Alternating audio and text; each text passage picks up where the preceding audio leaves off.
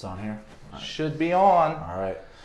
Hello, everybody. How are you doing? Good afternoon.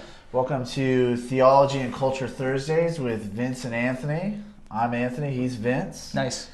I'm always slow on welcoming you guys because I'm trying to bring up the live on my computer so that we can interact with you guys from here. Theology and Culture. So it's working. We have it up. And yeah. How are you doing? Good, man. It's been a full day, been a full week. I want to start off just by, if you are watching this, to encourage you greatly to please try and join us this Sunday and next Sunday for our Sunday stream.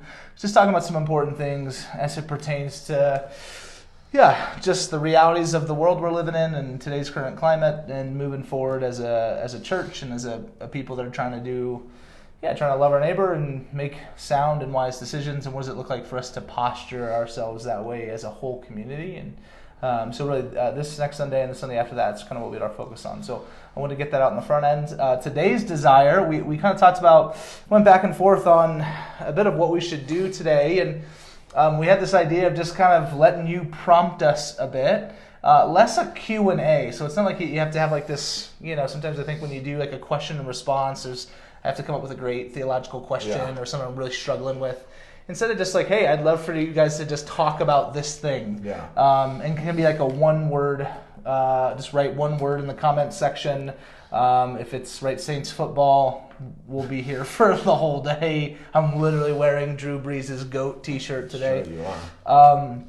But we just want you to just, again, comment in there. It's just, hey, any topic, anything you want us to talk about. It can be anything from like extremely serious, poignant, and important to all of the opposites of that. Just something fun and lighthearted you'd want us to talk about because we know you're all just dying to hear our opinions on all things life. And so again, that's the whole idea today. Is just real simple. We want to kind of take everything and topics that you guys will put up there and then kind of bring them into our opinions and thoughts on it, but also try and steer them towards a direction that's also helpful for the way we're supposed to be shaped a la the kingdom of God and things like that. Well, how are we to relate to these things in the light of Jesus? So that's the plan. Let us know. My screen is not looking great. If it's not looking great for you guys, can you comment here and let us know? Maybe there's a setting on here we can maybe change. It might be on our office's Wi-Fi, which is usually a little bit worse.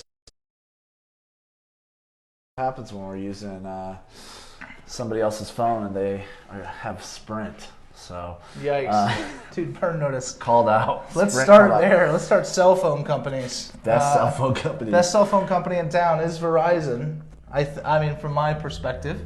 Yeah, I think, I agree. I have Verizon as well, and I never have too many problems with it. Would anyone out there debate us on that Verizon is the best cell phone carrier in Flagstaff? If you have something else, Brandon's saying pretty blurry. Yeah, I don't.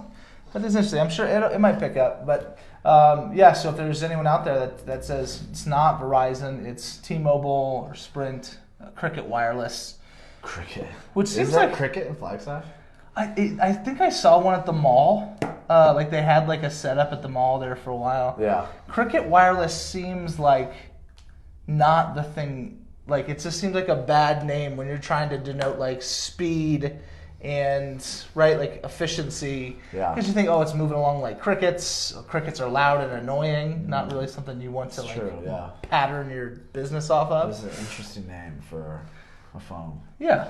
Yeah. You know what I mean? What is a Verizon anyways, though, It's a good question. A virtual horizon? Is that what it means? I don't know if anyone actually knows that. You want to look that up and understand what a Verizon is, then feel free to send us. So let's see. Verizon's the best for now. It's just so expensive. Cricket has a store next to Sombrer's. Oh. That's where you've seen it. Well, then there you go. I think it used to be at the mall, though. I'm pretty sure. Again, as more of you start logging on, we just remind you kind of what today is post a topic in the comments, and we're just going to talk about it and kind of just allow you guys to govern and shape what kind of this not Tuesday, but this Vintage Live moment looks like. And so we'll probably mention that a few times throughout our time together today. If nobody puts anything, we have a couple topics we kind of will probably address. But again, we'd love for you guys to kind of QB that if you guys want to. And so again, feel free to toss in the comments. Angela, we know you're there. You're very opinionated. You have tons of thoughts. And so feel free to post something in there that you'd like. So we used to always call her Opinionated Angie.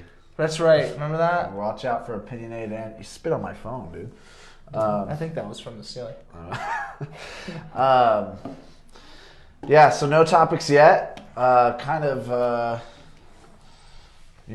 definitely got some topics that we could talk through. Yeah, I mean, we'll just jump into one, and I think almost in some ways maybe that's just what this is meant to be. Even so I posted a Facebook status today, just trying and think through and navigate people's emotions and feelings around this time. Obviously, we've all been very set in trying to navigate and figure out COVID-19 in this season. But in the midst of it, there's been this thing that's been happening out in Georgia that is kind of exploded in the last couple days. And if you want to give us a snapshot of it for people who don't know, and then we can kind of unpack it a little bit. Yeah, and so I'm gonna describe what I can tell from the news reports and the video, and even the men's testimonies themselves about what happened. But essentially, a man, Amaud Arbery, was out for a jog, and he ran past a father and son's house. And as they saw him run past, they thought he looked like somebody that had been robbing houses in the neighborhood. So they, by their own words, began to kind of chase him down, and they were going to do a citizen's arrest. That was their plan until the police came. Yep. And so they were yelling at him to stop as he was out on this jog. Ahmaud Arbery was not this man that was committing robberies, from everything we can tell. And so if you saw the video kind of culminates it looks as if the chase turned into this situation where the men stopped their truck up ahead of Arbery, I think, to cut him off in some way. And one of them is outside of their truck with a rifle. One of them's in the back of the pickup truck with some sort of a handgun. And what we see is Arbery runs around the truck, and then the camera angle kind of cuts out. We hear a gunshot. Then the next thing we do see is that Arbery runs at the man outside the truck with the rifle, and they kind of start wrestling over the rifle. We hear another shot. There's maybe another second of wrestling, and then Arbery begins to run away, and he just stumbles and dies because he had been shot. Mm-hmm. So the footage is somewhat recent and new to the case, and the footage somewhat contradicts the story the men were telling when police first arrived on the scene. So I don't know if you have anything to color that, or if I missed something, or some facts are wrong there. No. I think that's definitely, I think, the bones of it. As my Spanish teacher says, the meat and potatoes of it. I think obviously more stuff will continue to come out and navigate it. I think there's a lot of questions that are, I think every time a situation like this happens, there's a lot of questions that kind of arise about what does it mean for us to process through this, and what are those next steps. And I think maybe even for us to talk about that for just a moment, because I don't know if we're necessarily in a position to talk about the validity of what happened in the video or anything like that, but just I think we can maybe speak a bit to the realities of this being just this massive issue in our country.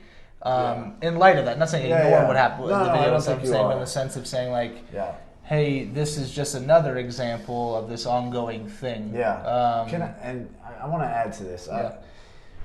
Church, if I'm honest, as a pastor, I'm scared to get into a conversation like this. I shouldn't be. I should see my righteousness in Christ and not worry. But often these kinds of conversations are met with vitriol, and I don't know if they should. I think there should be space in our church to have the conversation and talk about it.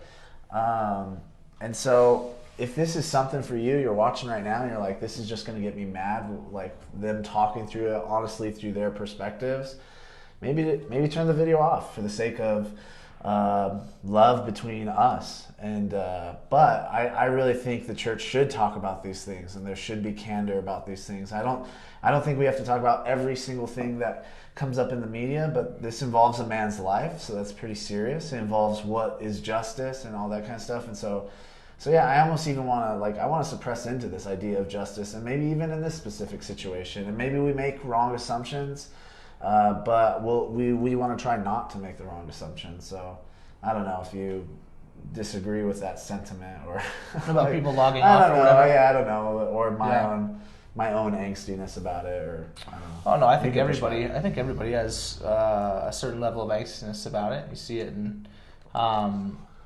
like just the way we converse and things like that. When you're in front of people talking about it, we tend to be far more bold in digital formats, specifically in statuses and in the way things we post. Than when we get in front of people. Comment sections always are more explosive than actual conversations, and we do want to also kind of just sit in this place of like realizing this is kind of this mixture of those two things, of like a digital format where we're doing obviously all the talking on this end, but feel free to comment and ask questions and thoughts. And again, like today's point was to try and just talk about various topics you guys are going to bring, and then nobody said anything, so we kind of just say this massive thing is happening in our country and that people are talking about, and so we want to talk about it too. So I think all that to say, I think it makes sense. I have no pushback against you feeling that way at all. So I think a couple of things, and the big thing about this is we generally try on Thursdays to be really intentional with the conversation, getting into these various theological, cultural issues. We write out notes and kind of have a decent plan of what we want to talk about. This is really off the cuff, and so if anything, I just want to say that we're kind of just sharing just some realities of the way we're trying to process through this. Talking to friends, we've both been talking to friends today about this situation and trying to navigate it well, and trying to see where people are at with this, because there's bigger things that are just bigger things at stake, but there's just massive things at stake. That's probably the right way to say it. So. If I could just maybe start with like a first question that we could pose for us is just, and I posted this on my Facebook page, and I think it's an important part of this because the thoughts about what's happened are massively important, have to be talked about. But the question I asked on Facebook today to people was, like, what are you feeling in the midst of it? So, like, when you've either watched the video or you just heard the story, some people are just like, hey, I can't watch the video. Like, I just can't do it. Just to really delve into what are the feelings that are being elicited in people. Because in that, I think it helps us see each other a bit more. And so maybe just if we could start there, I'd love to hear from that perspective your feelings when you first encountered the story. Yeah, I mean, when I watched the video was the first way. I mean, I saw headlines and stuff, but I saw the video first. And watching the video, I was just horrified. It's just, it's just horrifying. It's just sad. And even I didn't know quite what was going on. I just saw the video. I didn't know what exactly was happening in this showdown. I don't know why it was happening. I don't know why it led to that. And so I felt horrified. I felt sad. I think now looking and studying it and reading all the information we have about it at this point, just more sadness. I think, I think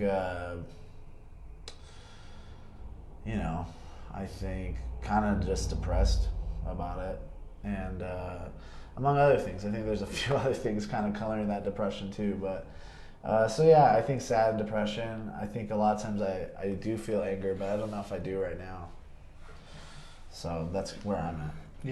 Yeah. I think, and if you look at the status, I mean, I feel like sadness and anger, horrified came up a bunch. Like there's a good chunk of comments and stuff from different people, and a lot of them are saying that same type of stuff. Like these are the emotions that are kind of the ones that are being elicited for it seems like most people, which in some way if I'm honest, gave me some comfort in the sense of we all see this, right? like we all see that how terrible this was and is. Yeah.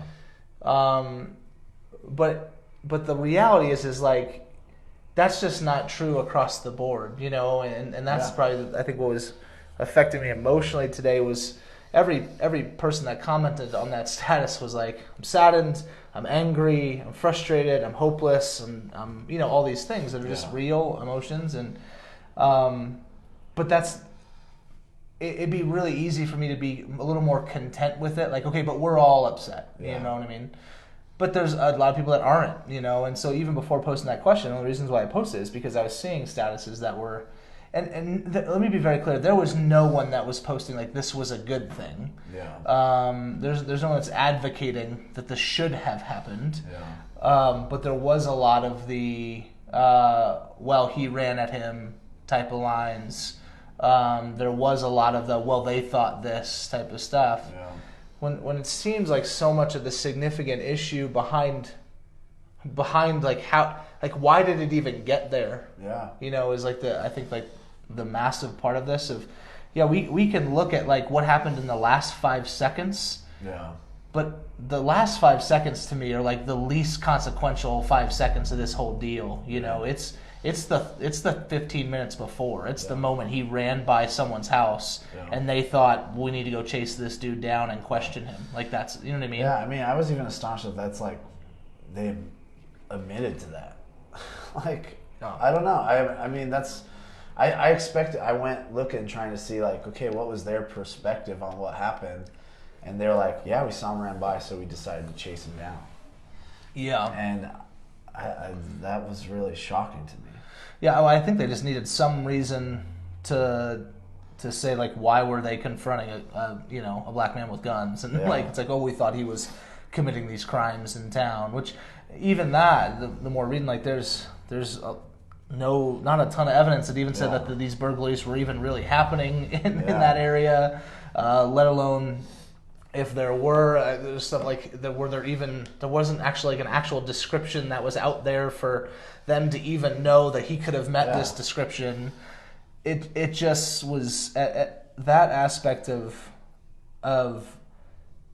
all of the things that must have been going on way before the video cuts on. Yeah. That's the most disturbing part of it for me. Yeah. But at the same time, the image, like you're saying in the video, the image of like because if you watch the video, when they come around the corner, whoever's filming it, and you just see him running, and then you just see a truck parked there with a dude with a gun standing in the bed, and another dude blocking the other side of the road. Yeah.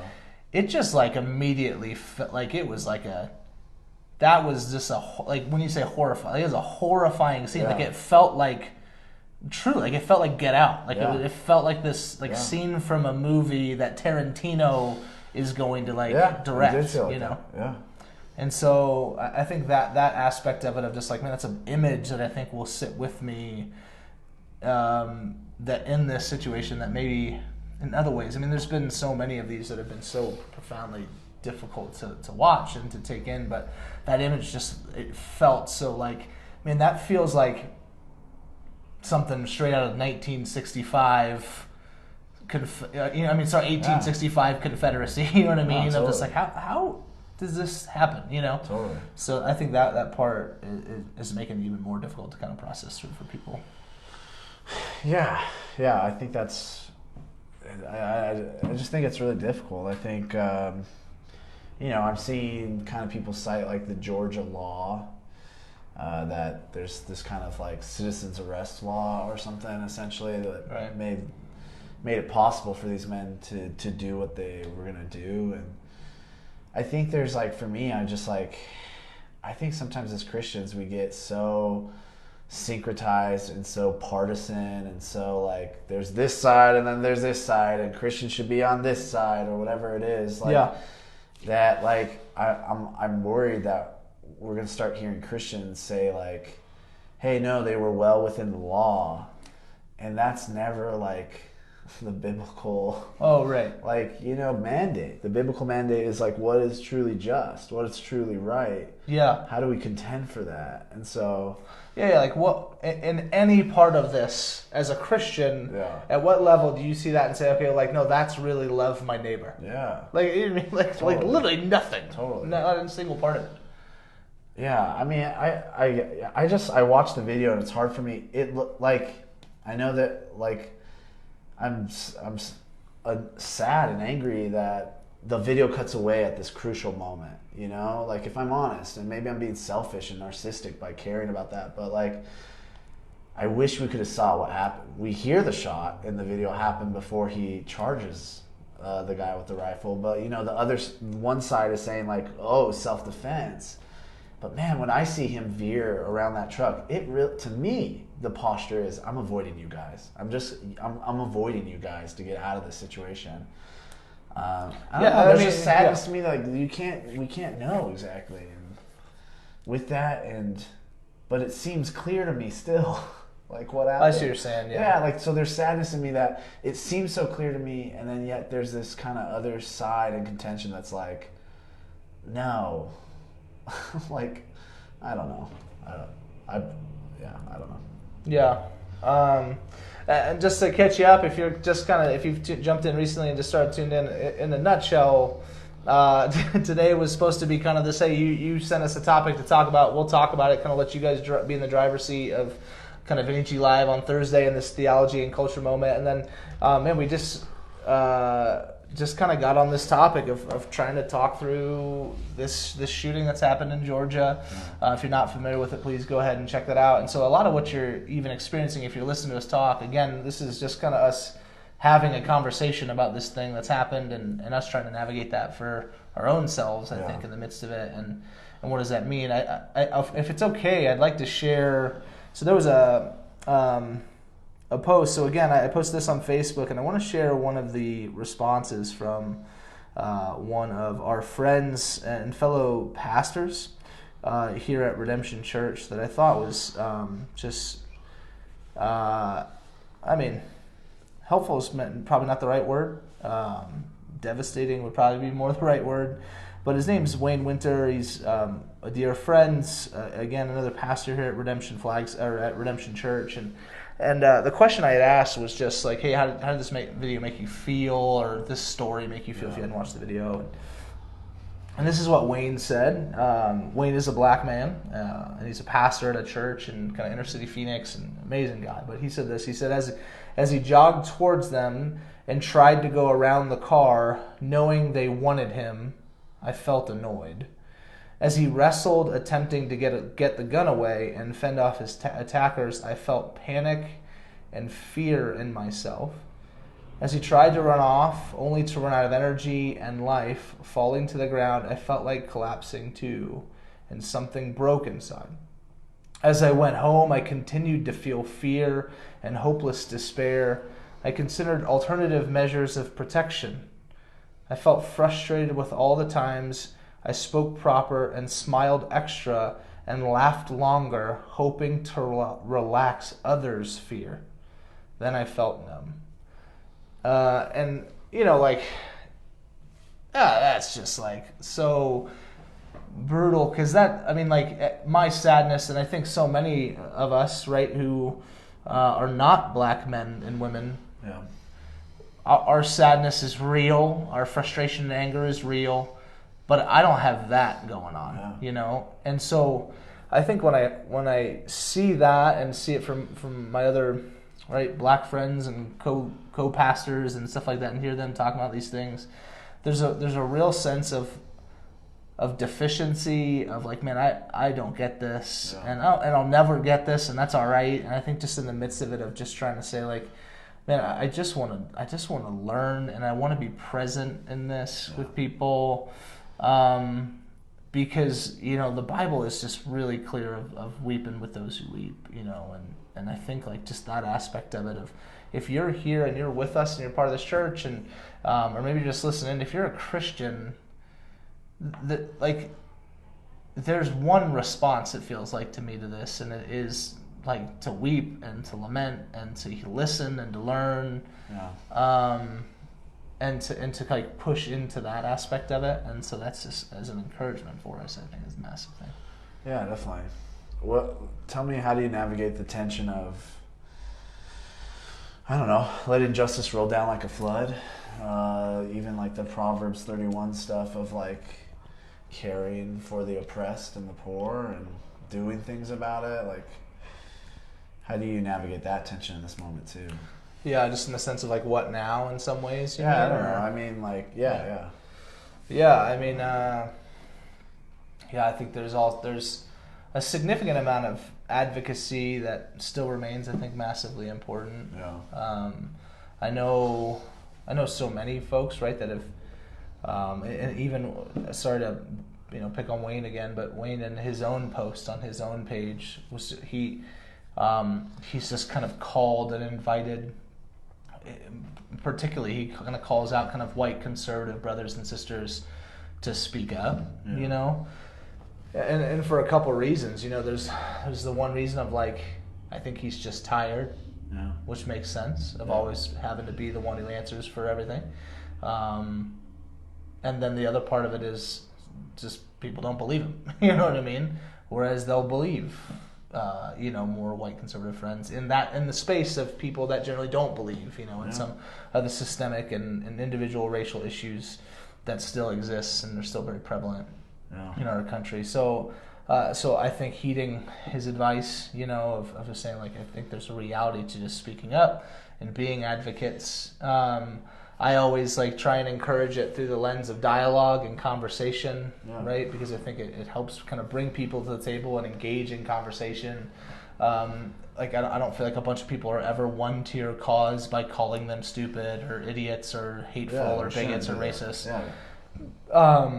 So, and I hope that, but if you're in a different place, and that's not even a critique saying you have to do it that way, but that's just been my conviction of like, how do we get those people to the table who do significantly disagree and say like, hey, this is probably going to be like this. In other words, this isn't like I'm going to change your mind issue. This is a discipleship issue. It's a long time. It's a relational commitment to say, no, I'm going to try and invest in such a way and be present with you in such a way that I'm going to undo whatever it is that would allow you to defend these type of actions. Man, that's going to take some like years of weeding out, So I think the advocacy piece, I think there's real you can start calling George's district attorney right now, like you can do real practical things like that. That's real. But if I could just give like one specific to our people and anyone who watches later of what you could do, it's read and listen. So, and if you need some books to read, talk to us. If you want to listen to some people, there's way better people than us to talk to that we can get you in touch with and you can learn and listen from. Sermons, pastors, people that are people of color that can navigate that and that experience, specifically in the Black community.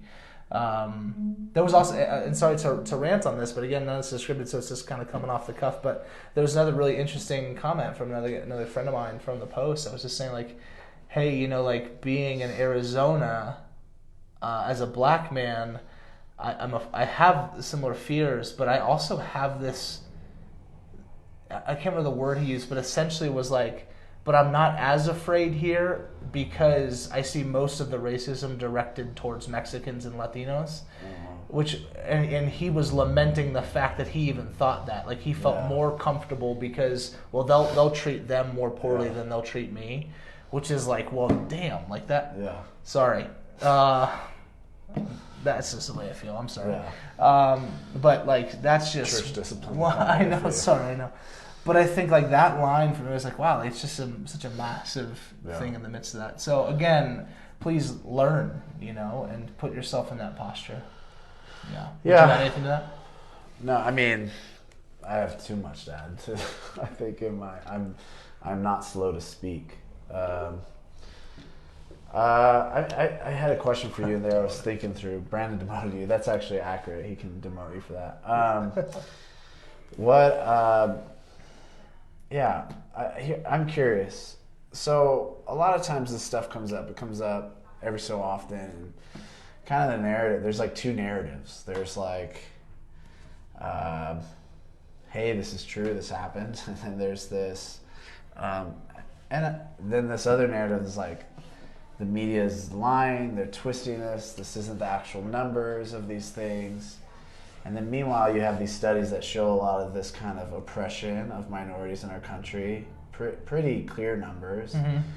And then on the other side, often they usually have their own numbers too. Right. But then we statistics can be used and manipulated to say what you want to. But then we have, like, in my experience, the whole black community, like virtually almost all of the black community, saying, yeah, it does feel like there's a bias. It does feel like we're harassed more. For me, growing up with different brown kids, it does feel like they're harassed more personally. That's all anecdotal. But what is going on in our hearts that we don't want to believe? Like Wayne. Like, you know what I mean? Like, there's people they don't want to believe. Wayne is our brother in Christ. Like, he's a great pastor. Or Ricardo, who was a pastor at Redemption Tempe, one of our good friends, one of your best friends, I feel like. And he shares his experience, and it feels like a lot of times people just go, well, that's just you. You're an outlier. Yeah. And then there's story after story after story. Like, why don't we want to believe? Like, what's going on there? Maybe that's too controversial of a question to ask, but why do you think that's happened? What's going on in our hearts? I've had those conversations with people at our church, if I'm going to be frank. Yeah. Where I go, hey, Ricardo told me this. And they'll go, no, that's not quite what happened. Or well, maybe he did, but that's not what's happening in all of America or in wherever. And I agree. I don't think everything's happening everywhere all at once. Yeah. But yeah, I don't know. What do you think's going on there? I mean, I'm putting you on the spot. I mean, here's the thing: is like, so Wayne says speak up, so I'm kind of like, well, then let's talk about this. You know, like especially fair. Like we can, like, there's a part. I'm not trying to insult you right now. We can talk about everybody's feelings, and that's nice. But like, I think that like our brothers in Christ want us to talk about, like, want us to speak out against the injustice of it. And to me, there's a major injustice in that there's just so many people that they just don't want to believe the experience backed up by data of minorities in this country. Like, what's going on there? Mm-hmm. Yeah. Gosh, it's just, and I think it's not. I think it's such a massive question because like the amount of things that like are not right. Yeah. There's like 17 of them, totally. at minimum. So I think that's maybe the difficulty of like how do you address this is like, gosh, just at such significant levels. Yeah. There's just real significant issues. I'm going to take the lowest hanging fruit first, and this one that I don't think there would be any real pushback, and that's like because we're sinful, like because we're proud, we're arrogant, our hearts are inherently wicked. We, like on our best days, like, you know what I mean? It's just mostly Jesus that keeps us from killing each other. Yeah. I just really believe that. Like, we're just really messed up people. Yeah. And, but like, it's grace. We somehow treat each other with goodness. So that all that being said, I think like, then you start getting into the specifics of it, and there's just all sorts of idolatry that's going on. One of it is an idolatry of like this country. And I think this real sense and this real need to protect its image as being this great bastion of hope and it's this perfect picture of liberty and it's the greatest country in the world and all that kind of stuff. And it's not. And I'm not even saying that like it's because. So here's the thing: as soon as I start saying that stuff, they're like, people think you're like, oh, you hate our country. America. It's no, like I am so grateful to live here. It is a privilege. I'll use that word. Like, I am privileged to live here. Experientially, we both would be like, feels like one of the greatest countries of. Like, yes. Like we feel like. Yes. That. Yeah. No, it is. And I say this without any pomp. Like I've been a lot of places. It is great here. It is very good here in many ways. But I think like Russell Moore's line, like I love the country enough, to like be able to poke holes in it and say like why this is not right. And so That's just that idol, man. It's just gigantic. I just don't get it. Like I don't get. Like Christians are so good at pointing out sin. Like we just are. I'm actually thankful that, a lot of times in our church, like the debates we're having is what does it mean to be faithful to God. I like that. That's what comes up. Mm-hmm. You know what I mean? And sometimes I think we go too, like we become Pharisees with some of those things. But I'm thankful that that's what comes up. But it's astonishing to me that a country that's led by many sinners and like has many sinners living in it, the second you start to go, hey, I think there's some like systemic things here. Right. People are like, no. Like I can't understand why that's like so hard for people. Right. I have no point here, but I don't understand that. Yeah. Like that. Like our theological like understanding, especially in our camp and tradition of like total depravity. Like, totally.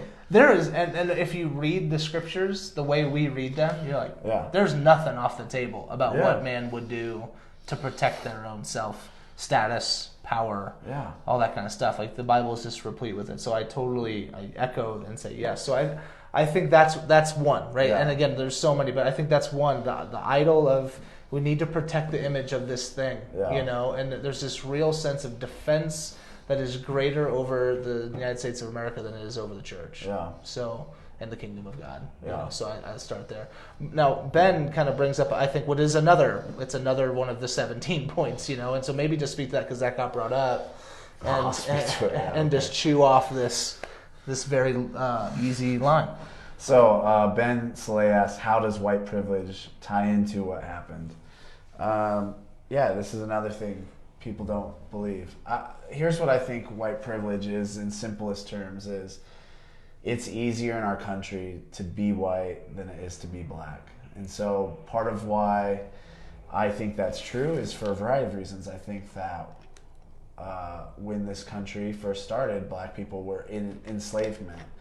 And so white people already had a leg up in a sense. And I know a lot of people go, well, that was hundreds of years ago, but our origins affect who we are today. How many of us are still doing things because of what happened to us when we were in third grade or whatever, or doing things because our great grandpa or grandma or whatever did them to our parents or whatever. Many of us. And so I think there are biases that we're blind to as a white person that we don't recognize. And so I don't think white people are just walking around like with their clan robes in the closet or something like and I think that's how it's perceived sometimes when you talk about when you say privilege. That word Totally. And I just think it's easier for a white person than it is for a black person in this country or a Hispanic person. And I think because oftentimes, so that easier term is very important. Yeah. Because I think oftentimes, again, it's the way it's received is that you're saying my life hasn't been hard. Yeah. So like if you've had a hard life and you're a white person, totally. You're like, no, I haven't had white privilege. My life has been really hard, totally. Right? You're like, well, no, that's not what we're saying. Yeah. Because we're not trying to.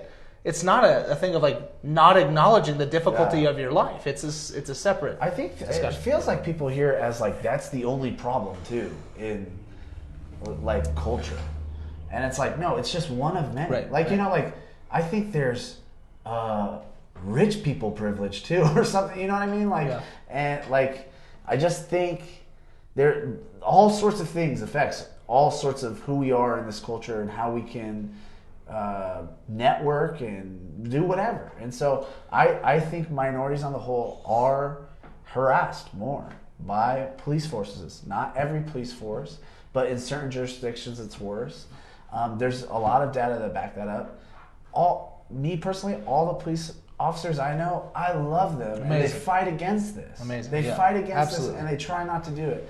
So I'm not trying to say like it's every police officer or this kind of stuff. I'm just saying there's a little leaven, I think, and sometimes it affects how whole neighborhoods are affected. Right.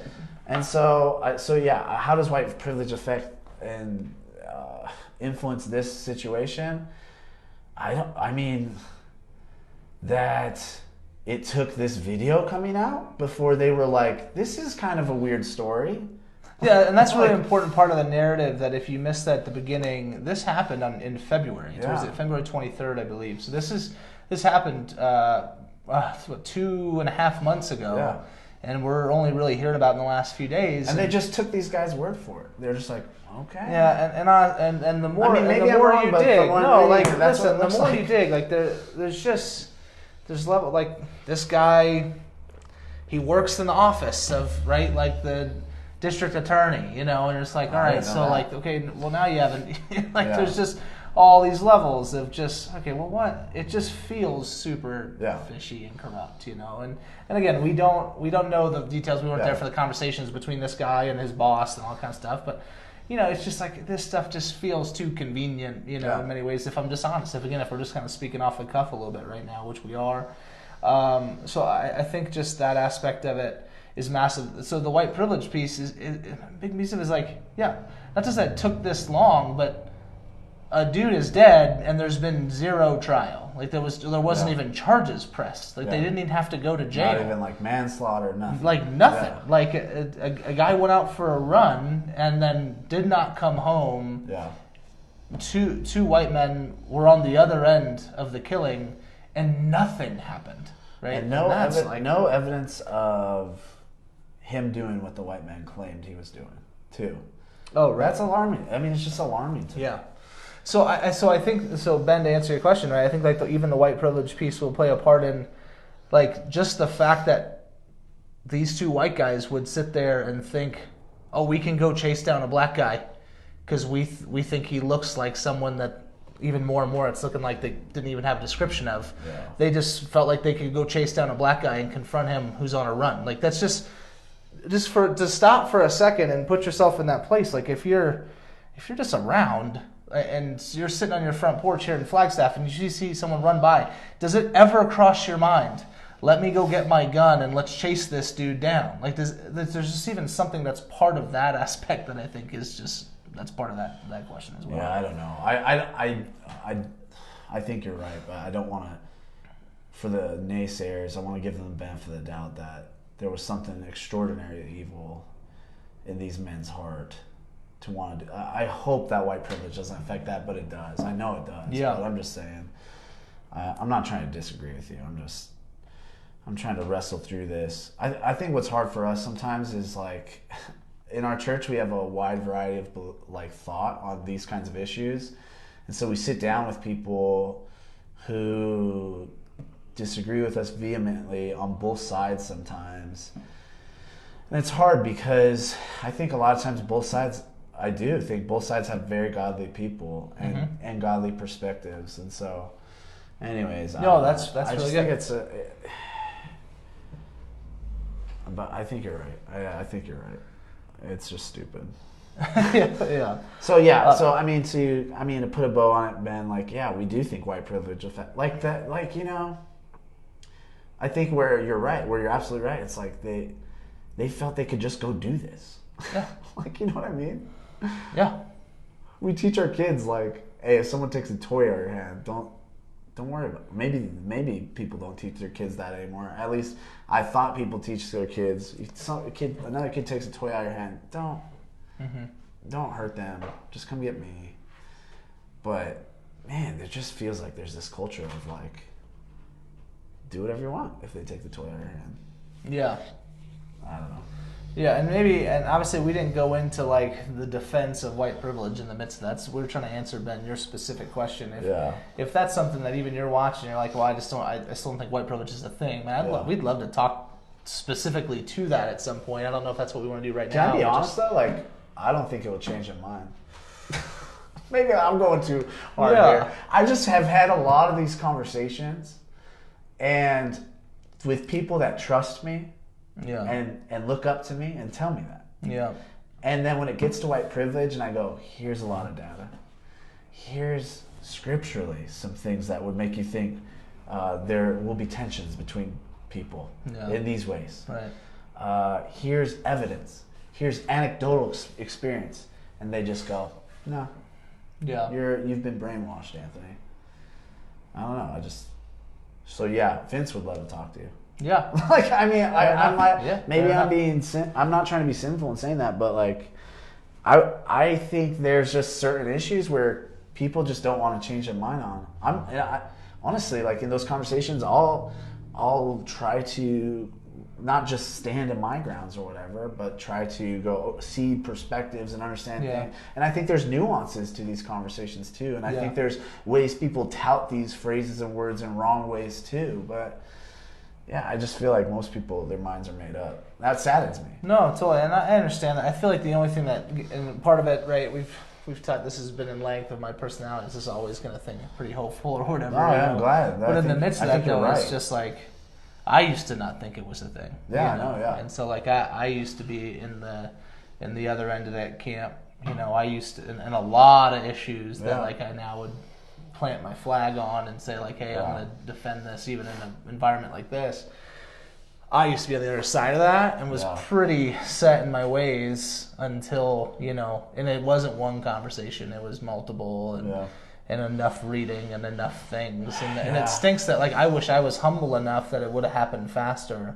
And I'm thankful to, like, the people that had to deal with my whining and, you know, like, constant, like, no, you're wrongs, you know, and that type of idea. So it's just like at that same time, and I think you don't give yourself enough credit about, you know, like how much you've impacted people in that area. And, you know, I'm more negative too. But also even the people that you're even thinking of, and I can think of some of the names you're thinking of, right? Like they're on a spectrum too. And so, you know what I'm saying? Like if they were here, they've moved, they've shifted. Yeah.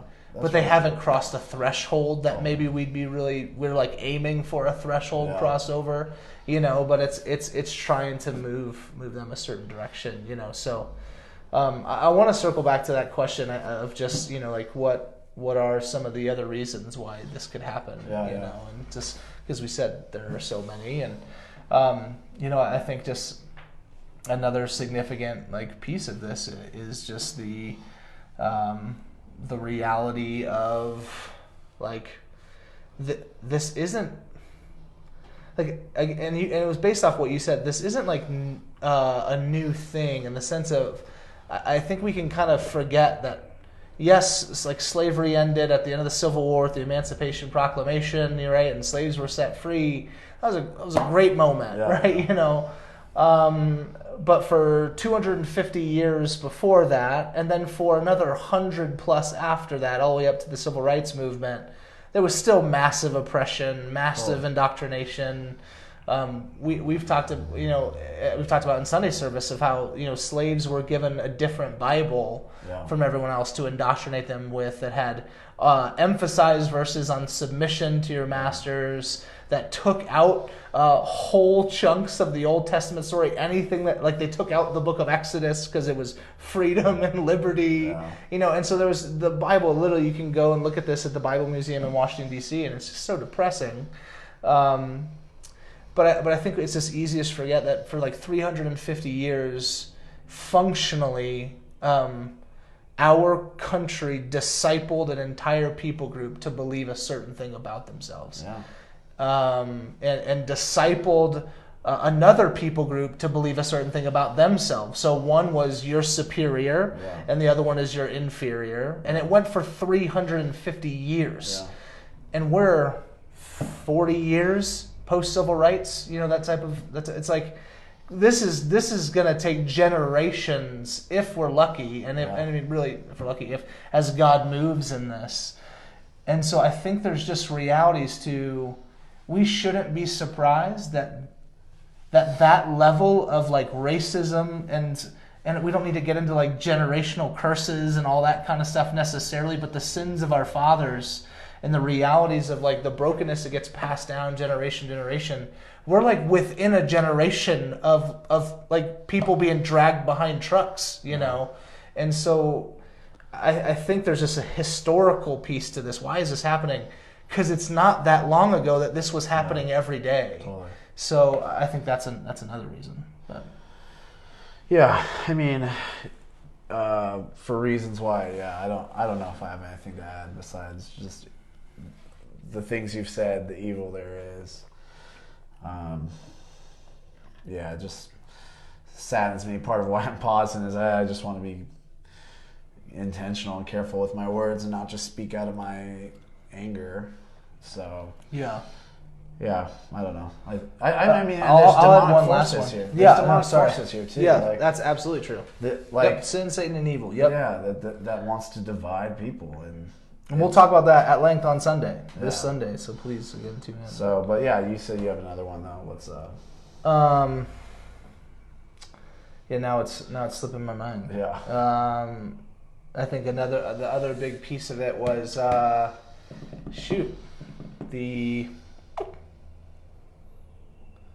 don't know. It literally was in there and then left. But yeah, I mean, let's just move towards like what's some postures for us in this as Christians then? What's some more responses for us in this? And I think sometimes our response is just often it is laced with pride on both sides of the aisle, and I think we should reject pride, obviously. I think we should have humility when approaching this stuff. I think, I feel like I've learned the most about like this stuff in recent years from John Perkins. I don't know if you've... Yeah, Perkins is great. John Perkins, a black man who really just got like the gospel and Jesus got a hold of his heart. Yeah. And his stories are just like insane. Yeah. To the lengths of reconciliation while also seeking justice that he goes to. And so I forget John Perkins, one of his most recent books. This is a really good book to read and see his perspective as a black Christian man on what we're called to in the midst of this. And so I think sometimes people might be watching this or seeing this and think we just are trying to point out problems or whatever. And I think that's partially true. I think what Christians are called to at times. But I think we also need to be called into the restoration piece too, and look for reconciliation, look for what that means for us. And I think sometimes that does mean justice. Mm-hmm. And so, I don't know if you have anything else to add there. Or, I think the beauty of the scriptures calling us to become peacemakers. And, we'll even again dabble in this on Sunday. Just that idea of peace being just far more comprehensive and beautiful. We talk about it a lot. Of just we're not just trying to say we want to stop the conflict, which we do. Like we don't want to see things like this happen, and I think that's true for most everyone. That we know. Everyone wants to see these things happen. There are those people for sure, but rather the peace that the Bible is calling us to chase and to pursue goes way beyond the absence of conflict and into this real beautiful pursuit of the way things are supposed to be. And so I think if because we're pastors, right? So we're talking to our church and the Christians, be a peacemaker, and so pursue that, chase peace, and again, chase the way things are supposed to be. And I think if we could take that heart and that posture and apply it to this situation, I just don't know how many people are going to watch this and be watch the video and see what happened in Georgia and say that's the way things are supposed to be. I think when you minimize what peace is, when you minimize what the calling of the church and the calling of the Christian, the kingdom of God is, you can kind of weasel your way around caring because you can do enough kind of, I think, fancy footwork. But when you think through peace through the lens of no, we're supposed to pursue the way things are supposed to be. There should be no one that looks at Georgia and say that's the way it's supposed to be. So then how do we then pursue the opposite of that? How do we pursue what it would look like in the kingdom of heaven for all eternity? And so I just think there's a heart posture there that I'd love to see us as a church just chase after and say, this is part of my responsibility is to chase after that. So anyway, and I know me more than Vince probably was a little angsty in this, and I do want to wrestle with some of these things with you guys, and I do want to talk through some of these things, and I do want to disagree. I still do kind of have a jaded perspective on how that will go, but So know that, church. Like I do. It's important for us to talk about. It's important for us to wrestle through in the midst of this. So, yeah, that was our pick your topic Thursday. Yeah, it was somewhat random, and I know hopefully you guys are. Like truly, what this was far more of like a fly on the wall. As we're taking something that's pretty fresh and new for us and processing through it. And so, thanks for being part of that and just sitting with us. And gosh, and Anthony's like we're here to be good pastors of this church and to be present with you and to fight the good fight long term. Like we're not going anywhere, and these are necessary conversations and we want to continue to learn, so that's a great question, Ben. I mean, like, what's the best way to pray in light of this? We say this real quickly. Lament, is something we talk about a lot here at Redemption, but just a real sense of this is not the way things should be, and we're going to acknowledge that before God and pray prayers of lamentation and pain and hurt and sharing kind of true emotion in the midst of that. And then, significant levels of intercession and Lord, please come and Lord, please help. So, yeah. How about? I mean, I think we should just kind of close this time in prayer. So, I'll pray. I think you should pray too, and pray with us if you're watching. And God is our only hope in the midst of this, and He's the only way through this, and He is going to bring justice one day. And when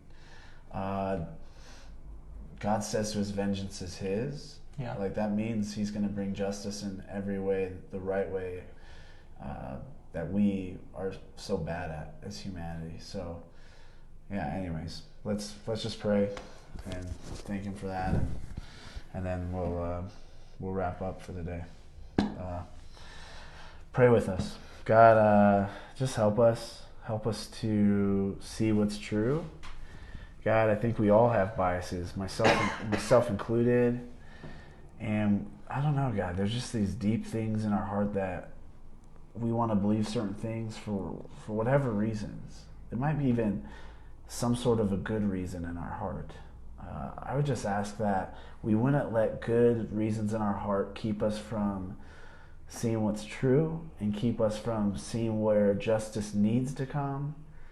God, I just pray that you would move in this situation, that you would comfort Ahmaud's family. Gosh, I don't know what this is like for them. This is just horrible in every single way that it happened, and now that it is all over the media, I'm sure it's tough for them to relive or to see. And so, God, would you be close to them? Would you be near them? Would they experience you in ways that they've never experienced you before? And God, I ask that you would bring justice to this situation. And God, I even ask that perhaps in Georgia that Christians could be at the forefront of bringing justice, but also racial reconciliation. And the same for the rest of our country and the places we live. So God, we need you. Spirit, fill us and guide us. Yeah, Lord, I agree with all that. So there's not much more to say, Lord. We know